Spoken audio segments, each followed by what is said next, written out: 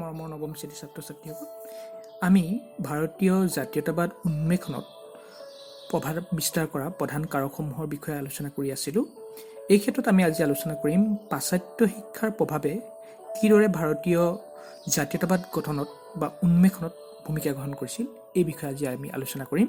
কিন্তু তাৰ আগলৈ যোৱাৰ আগত আমি পাশ্চাত্য শিক্ষাৰ কেনেকৈনো ভাৰতবৰ্ষত প্ৰসাৰ ঘটিছিল, এই বিষয়ে মই তোমালোকক কিছু কথা অৱগত কৰিব বিচাৰিছোঁ। কিতাপৰ আলম লৈ মই এই ক্ষেত্ৰত তোমালোকক অৱগত কৰিব বিচাৰিছোঁ যে ঊনবিংশ শতিকাৰ প্ৰথমাৰ্ধত ইংৰাজ মিছনাৰী আৰু কেইগৰাকীমান চিন্তাশীল ব্যক্তিৰ উৎসাহত ভাৰতীয় শিক্ষা ব্যৱস্থাৰ আধুনিকতাৰ ফালে অগ্ৰসৰ হৈছিল। প্ৰথমে বংগদেশত আৰু পিছলৈ ভাৰতৰ আন আন ঠাইসমূহত আধুনিক শিক্ষা বিস্তাৰৰ বাবে বিভিন্ন অনুষ্ঠান গঢ়ি উঠে। একে সময়তে ব্ৰিটিছ চৰকাৰেও আধুনিক শিক্ষা বিস্তাৰৰ বাবে বিশেষ ব্যৱস্থা হাতত লৈছিল। 1835 খ্ৰীষ্টাব্দত গভৰ্ণৰ জেনেৰেল পৰিষদৰ আইনৰ সদস্য তথা শিক্ষা সমিতিৰ সভাপতি লৰ্ড মেকলৈ ইংৰাজী ভাষাৰ মাধ্যমেৰে পশ্চিমীয়া শিক্ষা ব্যৱস্থা প্ৰৱৰ্তনৰ ক্ষেত্ৰত পৰামৰ্শ আগবঢ়াইছিল। এই পৰামৰ্শৰ ভিত্তিতেই 1844 খ্ৰীষ্টাব্দৰ পৰা কোম্পানী চৰকাৰে অৰ্থাৎ ইষ্ট ইণ্ডিয়া কোম্পানীয়ে আধুনিক শিক্ষা প্ৰৱৰ্তনৰ যোজা চলাইছিল।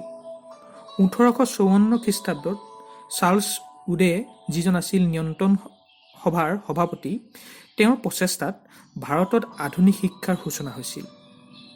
উডে তেওঁৰ প্ৰেৰণ পত্ৰত অৰ্থাৎ শিক্ষা সংস্কাৰ আঁচনিত প্ৰাথমিক স্তৰৰ পৰা বিশ্ববিদ্যালয় পৰ্যায়লৈকে শিক্ষা ব্যৱস্থাৰ এক সুসংহত আঁচনি নিৰ্ধাৰণ কৰি এক নিম্ন পৰ্যায়ত দেশীয় ভাষাৰে আৰু 2 নম্বৰ উচ্চ পৰ্যায়ত ইংৰাজী ভাষাৰে শিক্ষাদান প্ৰদানৰ ক্ষেত্ৰত নিৰ্দেশ দিছিল আৰু ইয়ে ভাৰতবৰ্ষত আধুনিক শিক্ষাৰ ভিত স্থাপন কৰিছিল।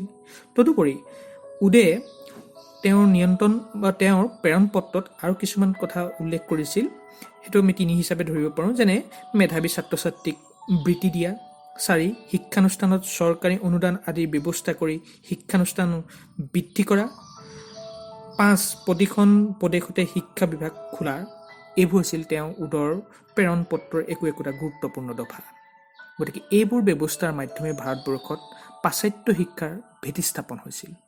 ছাত্ৰ ছাত্ৰীসকল, এতিয়া আমি এই পাশ্চাত্য শিক্ষাইনো কিদৰে ভাৰতীয় লোকসকলৰ অন্তৰত জাতীয়তাবাদৰ উন্মেষ ঘটাইছিল বা জাতীয়তাবাদ কিদৰে বিকশিত কৰিছিল, সেই বিষয়ে মই তোমালোকৰ আগত কিছু কথা অৱগত কৰিব বিচাৰিছোঁ। ইংৰাজসকলে ভাৰতত ৰাজনৈতিক প্ৰাধান্য স্থাপন কৰাৰ সময়ত ভাৰতীয় সমাজ আছিল ৰক্ষণশীল। নানা ধৰণৰ কুসংস্কাৰ, অন্ধবিশ্বাস, গোড়ামী আদিয়ে কলুষিত কৰিছিল। ধৰ্মৰ নামতেই হওক বা সামাজিক ব্যৱস্থাৰ নামতেই হওক বহুবিবাহ, বাল্যবিবাহ, নৰবলি প্ৰথা, শিশুবধ প্ৰথা, সতীদাহ আদিৰ নিচিনা অমানৱীয় আৰু ঘৃণনীয় প্ৰথাৰ ভাৰতবৰ্ষত প্ৰচলন আছিল। জাতিভেদ প্ৰথাৰে আৱৰি ধৰা ভাৰতবৰ্ষত নিম্ন সম্প্ৰদায়ৰ লোকৰ মাজত কোনো স্থান নাছিল। কিন্তু যেতিয়া ভাৰতবৰ্ষত পাশ্চাত্য শিক্ষা লাভ হ'বলৈ ধৰিলে বা পাশ্চাত্য শিক্ষাৰ প্ৰসাৰ আৰু প্ৰচাৰ চলিল, ইয়াৰ ফলত ভাৰতীয়সকলে পাশ্চাত্য সভ্যতাৰ সংস্পৰ্শলৈ আহিবলৈ ধৰিলে। ফলত তেওঁলোকৰ দৃষ্টিভংগী ক্ৰমান্বয়ে সলনি হ'বলৈ ধৰিলে। তেওঁলোকে ৰক্ষণশীল মনোভাৱ ত্যাগ কৰি যুক্তিৰ মাপকাঠিৰে সকলো কথা বিবেচনা কৰিবলৈ শিকিলে। তেওঁলোকৰ মনত এক নতুন চেতনাৰ উদয় হ'ল। এই চেতনাকে নৱজাগৰণ নামেৰে আমি অভিহিত কৰিব পাৰোঁ। যেনেকৈ ষষ্ঠদশ শতিকাৰ ইউৰোপৰ নৱজাগৰণে এখন নতুন ইউৰোপৰ সৃষ্টি কৰিছিল, ঠিক তেনেকৈ ঊনবিংশ শতিকাৰ এই যে পাশ্চাত্য শিক্ষাৰ ফলত সৃষ্টি হোৱা নৱজাগৰণে এখন নতুন ভাৰত সৃষ্টি কৰিবলৈ সক্ষম হৈছিল। নৱজাগৰণৰ প্ৰভাৱত ভাৰতবৰ্ষৰ সকলো ক্ষেত্ৰতে পৰিবলৈ সক্ষম হৈছিল, অৰ্থাৎ নৱজাগৰণৰ ৰেঙনি ভাৰতৰ সকলো ক্ষেত্ৰতে পৰিবলৈ সক্ষম হৈছিল। এই পাশ্চাত্য শিক্ষা তথা ইংৰাজী ভাষাৰ প্ৰচলনে ভাৰতীয়ৰ মাজত একতাৰ ভাৱ সুদৃঢ় কৰাত যথেষ্ট পৰিমাণে অৰিহণা যোগাইছিল। ব্ৰিটিছসকলৰ শাসনৰ আগলৈকে ভাৰতীয়সকলৰ কোনো উমৈহতীয়া ভাষা নাছিল। ইয়াৰ ফলত এখন প্ৰদেশৰ মানুহে আন এখন প্ৰদেশৰ মানুহৰ লগত ভাৱ বিনিময় কৰিব পৰা নাছিল। কিন্তু সমগ্ৰ ভাৰতবৰ্ষত ইংৰাজী ভাষা সকলো ঠাইতে প্ৰচলিত হোৱাত এই বাধা ক্ৰমান্বয়ে নাইকিয়া হ'ল। শিক্ষিত লোকসকলে ব্ৰিটিছ শাসনৰ কুফলবোৰ উপলব্ধি কৰি তাৰ উপশম ঘটোৱাৰ বাবে একেলগে বহি আলাপ আলোচনা কৰিবলৈ সুবিধা লাভ কৰিলে। ইয়াৰ উপৰিও ইংৰাজী শিক্ষাৰ জৰিয়তে ভাৰতীয় লোকসকলৰ পাশ্চাত্য জগতৰ প্ৰতিভাশালী আৰু প্ৰগতিশীল লেখকসকলৰ লিখনি তেওঁলোকৰ আগত পৰিচয় হ'বলৈ ধৰিলে।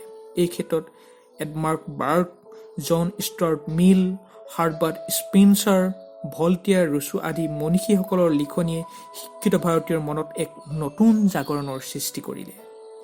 আমেৰিকাৰ স্বাধীনতা যুদ্ধ, ফৰাচী বিপ্লৱ, ঊনবিংশ শতিকাৰ বিভিন্ন গণতান্ত্ৰিক আৰু জাতীয়তাবাদী আন্দোলনে ভাৰতীয় লোকসকলক এই পাশ্চাত্য শিক্ষাৰ দ্বাৰা প্ৰভাৱিত এই লোকসকলক নিজৰ অধিকাৰ আৰু জাতীয় লক্ষ্য সম্পৰ্কে অধিক সচেতন কৰি তুলিলে।